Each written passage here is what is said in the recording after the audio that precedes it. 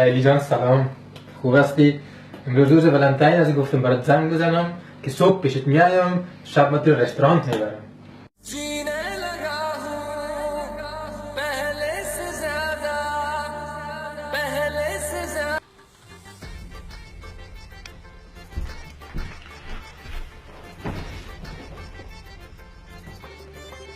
پدر؟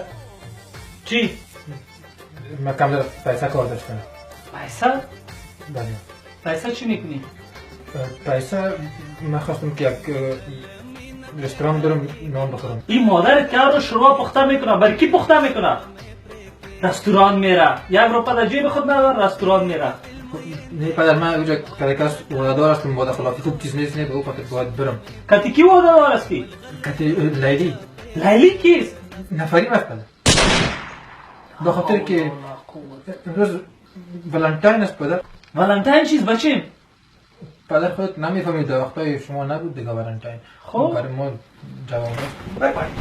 پدر ولنتاین. اول لیلی کیست؟ این ولنتاین چیست؟ این بچی داده. پدر کلانت ولنتاین داشت یا پدر کلانت ولنتاین میکرد؟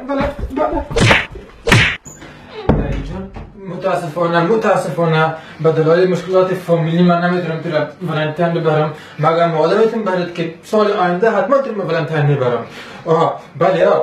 هلو هلو.